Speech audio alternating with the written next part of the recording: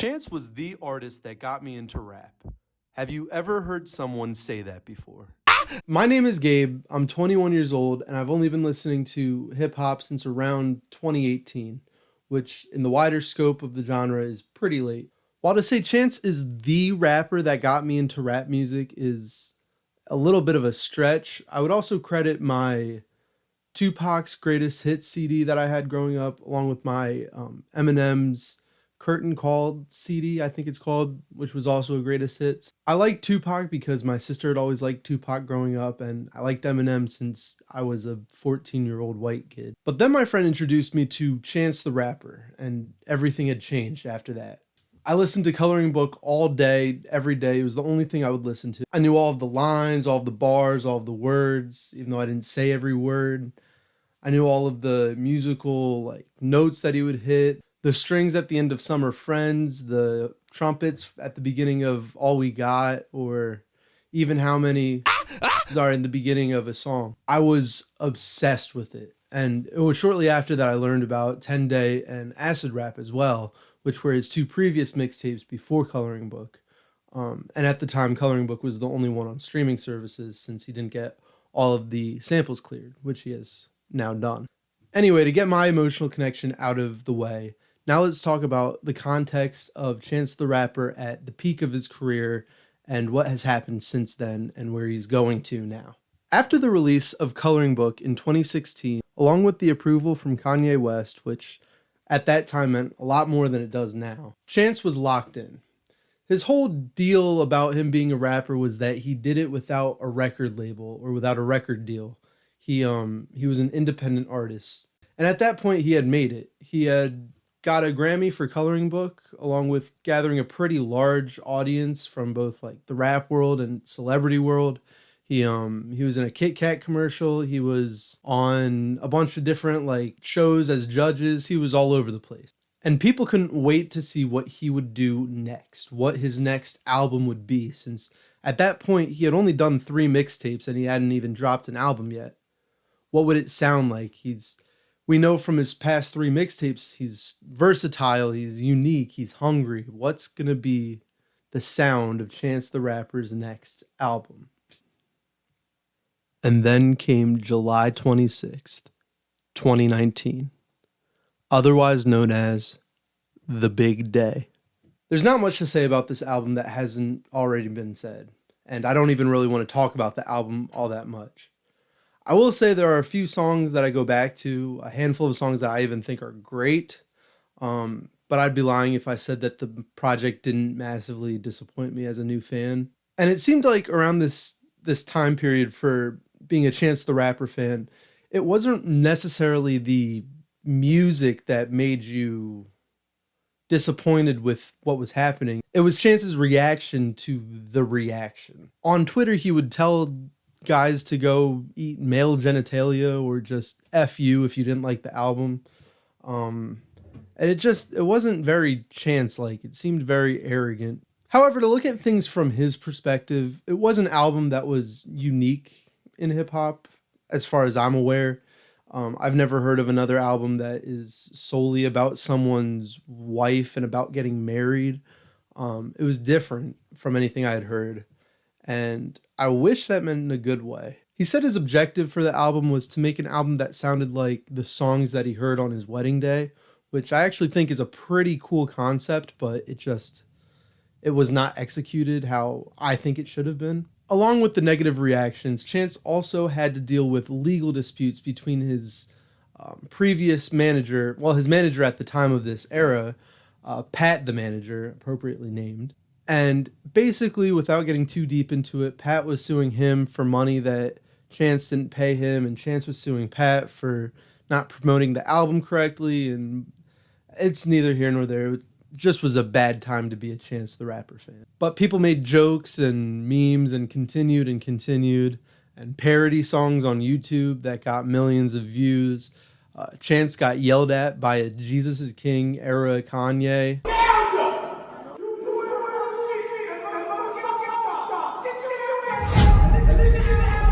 It was not looking good.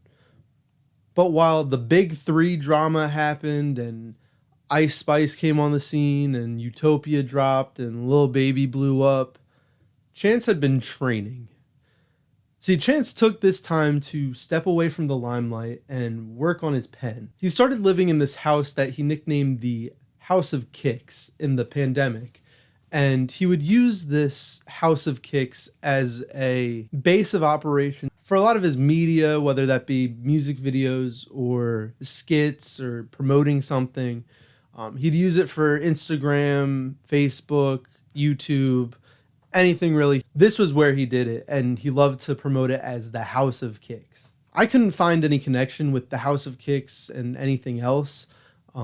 It's a shoe distribution company and also was the name of a roller coaster in the early 2000s in Chicago, from what I understand. However, starting in 2021, in the House of Kicks, Chance would drop his first music video and single that would continue a string of singles and throwaways that would build up to an album release that is hopefully soon, called The Black Star Line. And we're going to start by looking at the first song, The Heart and the Tongue.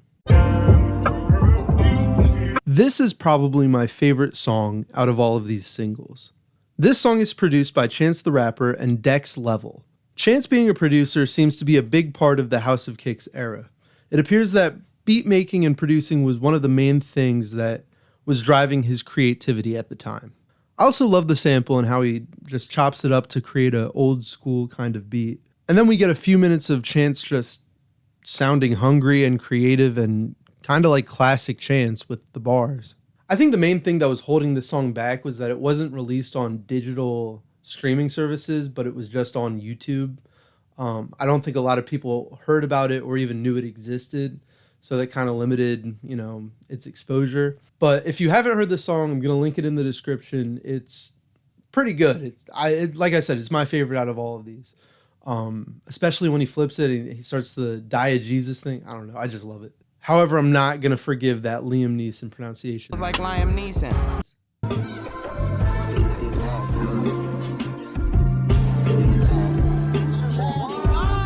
Now, this was seen as the first official steps towards the comeback for a lot of people. The instrumental is perfect, with it starting very low-key, chill, and just hyping up the more and more Chance raps and the closer it gets to the climax of the song. However, ever since the first time I heard it, I always had problems with the way that Chance's voice was mixed.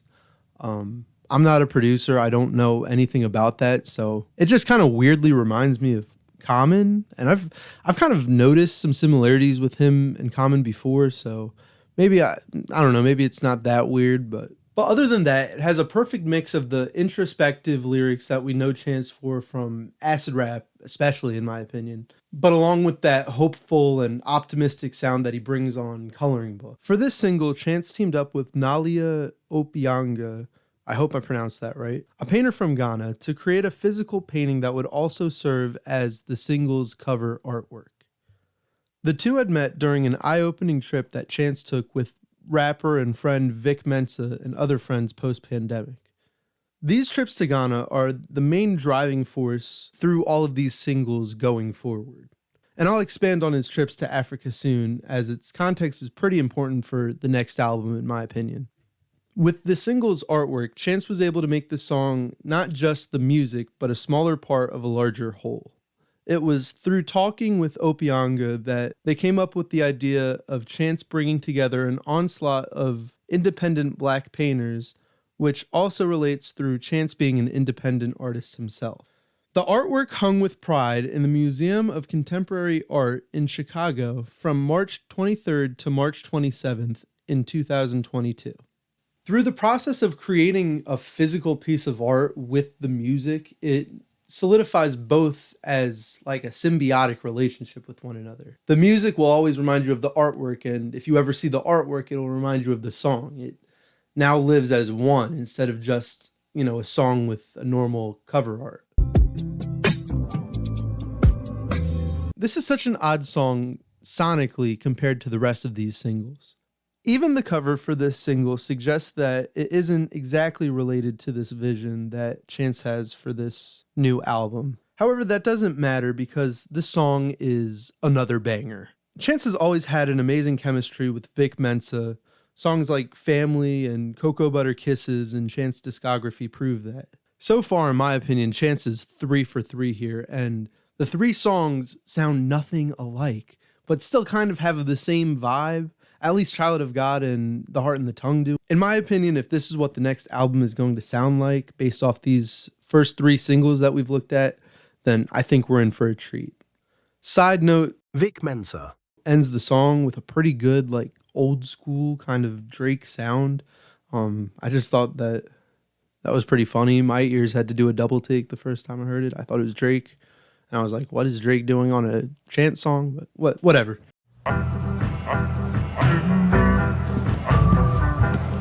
So the opening of this song hears Vic telling Chance that it's been 10 minutes and he wants to hear what Chance has to offer. And this leads the listeners to the conclusion that Chance wrote this whole song in 10 minutes, which in my opinion is pretty impressive. For anyone wanting to hate on this, I mean, you try writing a song in 10 minutes. I know I couldn't write anything worthwhile. Anyway, Chance continues to team up with a painter for this single's cover as well. This time, a Chicago native, Nico Washington. Washington created a piece of art that both stands on its own, as well as accompanying the story and overall vibe of the words that Chance is rapping on the song. The painting was presented in the Art Institute of Chicago on May 25th, 2022, and remained there for that following weekend. This is another Chance-produced song that goes back to the soul samples where Chance paints a picture about people in a bar. And that's about it. It's not a bad song by any means. It's only just a minute long, clearly unfinished, and in my opinion, not all that compelling.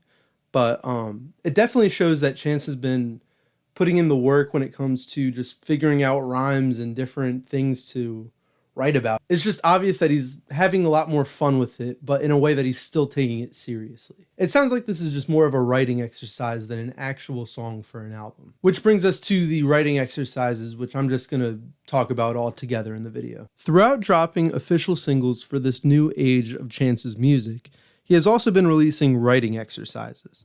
They are songs specifically used for Chance to practice his writing and pen game.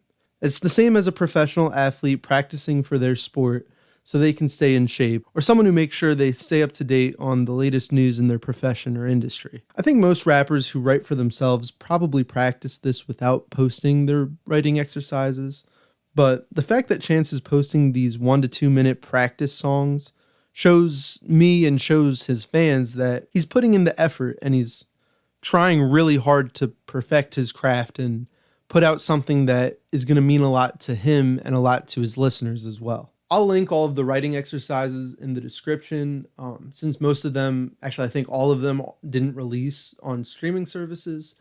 So if you get a chance and you want to listen to them. Back in early January of 2023, Chance was fortunate enough to create the first Black Star Line Festival in Ghana. The name Black Star Line is a tribute to Marcus Garvey, a Jamaican black activist and leader who is seen in history as one of the founding fathers of modern black nationalism. Garvey had his own shipping line, which transported goods to and from Africa, and the shipping line's name was the Black Star Line. Black Star Line also seems to be the name that Chance is hinting at the album being called. Either that or just Starline or Black Star Line Gallery. It's some combination of those words. Together we had this idea of doing a concert, a traveling festival of sorts that would bridge the gap between the diaspora and the continent. The Black Star Line Festival was created by Chance and his longtime friend and frequent collaborator, Vic Mensa, as mentioned before. They were able to get acts such as the legendary Erykah Badu, T-Pain, Jeremiah, Toby Nwigwe, I think I said that right, Sarkodie, Asaka Boys, and Manifest. Chance first went to Ghana with Vic Mensa as a getaway vacation, since Vic Mensa is Ghanaian and wanted to share his culture with Chance. But Chance became passionately inspired by Vic Mensa's family and the culture there as a whole, and I think that shows a lot in his music that he's been releasing.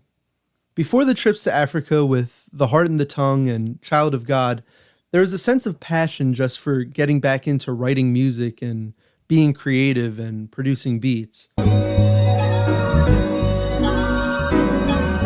This song continues the same vibes and themes that Hard in the Tongue, Child of God, and Bar About a Bar kind of had with them as well. Just the same kind of sound and overall feeling. This one seems a little more completed, thought out, and finished. This song was also probably marketed the best out of all of them, and a lot of fans around this time were pretty convinced that he was going to announce the album, or like start the album rollout with this song, which he kind of did. I mean, it's been rolling out kind of for the past 3 years now, but we were expecting something a lot sooner when this song dropped, or at least I was, and that had obviously proven to be false. The lyrics show a more relatable and vulnerable side of Chance, as opposed to the Big Day's naive optimism, even if that was the point of that album.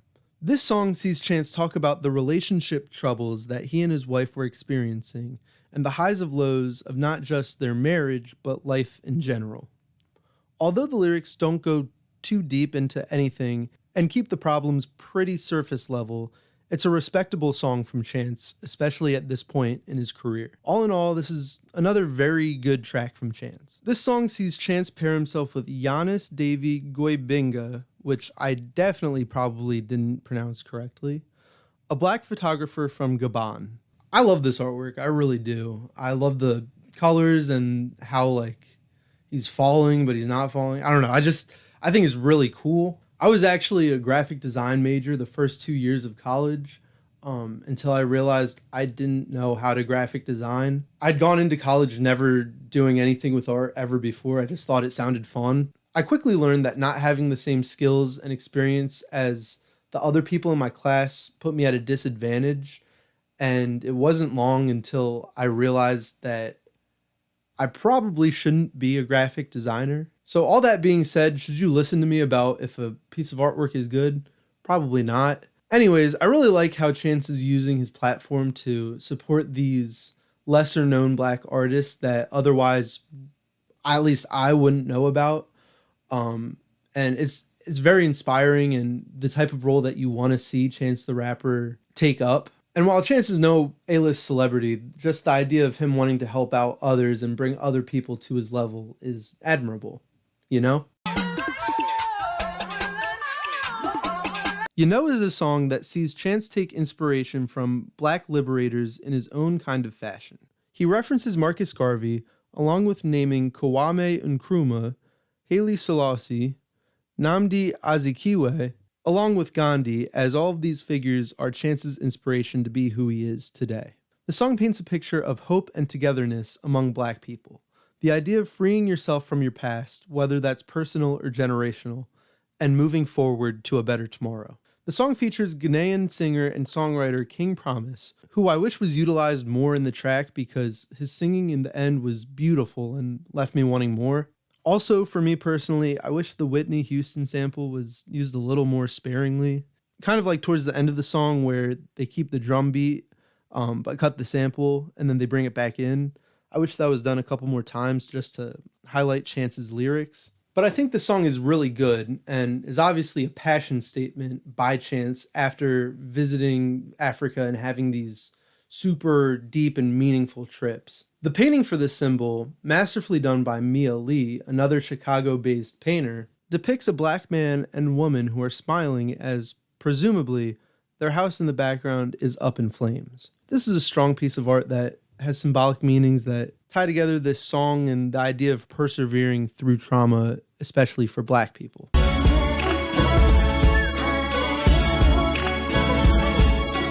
Also, sorry if I look sweaty in this video.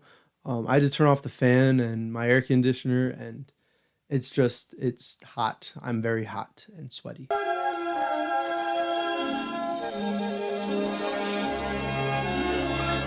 If I remember correctly, it was around this time, either right before or right after this song, that Chance the Rapper had announced that he and his wife were getting a divorce. Although I fortunately never had to deal with that with my parents, my heart goes out to Chance and his family as they go through this traumatic time. I pray for him and his wife, his 2 daughters. I can't imagine how hard this must be for him and them as well. Anyway, this is the song that fully addresses Chance's recent drama and fallouts. All the controversy, the pieces that made the headlines, his fallout with his manager, his marriage, the reception to an album about marriage, his arrogance. He addresses it all here in a very typical, optimistic, you don't have to worry about me kind of Chance the Rapper fashion. I'm hoping he goes a little bit deeper with his vulnerability within the next album he releases, but you have to start somewhere. Also, the ending of this video is so odd and so unserious as compared to the lyrics in the song, but I mean, I guess it still felt like Chance, so can't really say much.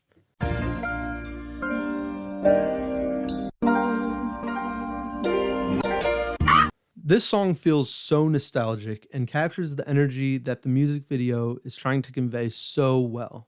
It reminds me a lot of one of, if not my favorite Kanye West song, Family Business on The College Dropout.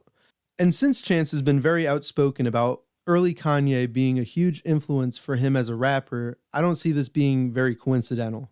Also, this song sounds just amazing since it's produced by legendary hip-hop producer DJ Premier. This song contains a message that the world, especially America, really needs to hear right now. The song's about coming together and putting everything else aside and just loving one another, which is something that Chance has been advocating for years and is something, you know, an ideal Christian would be advocating for, not hate. Finally, we arrive at Stars Out, Chance's newest single, and honestly, a pretty good song. In my opinion, nothing jaw-dropping, but definitely another easy listen. Gone are the days of groceries where, I'm sorry Chance, I love you, but that song was not it.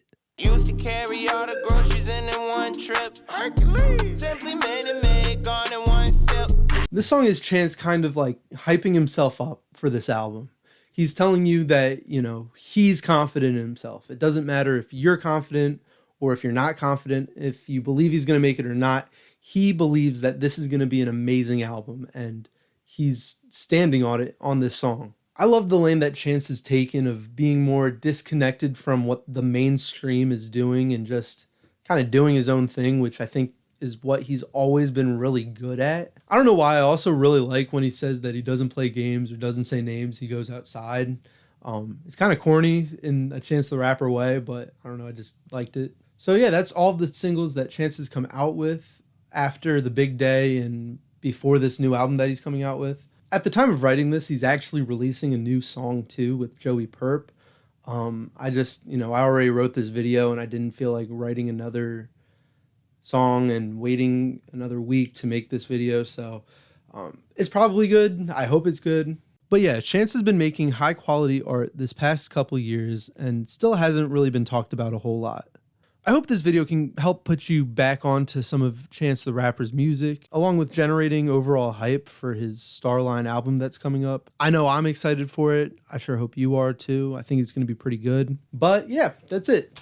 Thank you so much for watching. I really appreciate it. This is the first YouTube video that I have that I've really put, a ton of time and effort into writing and getting the camera angles at least somewhat good and buying a microphone and really putting the work in. So if you could just like the video or subscribe, that would mean a ton to me. If you want to comment about if you liked the video or if you hated the video, I'll try and respond. And yeah, thank you so much. Bye. Love you. Bye.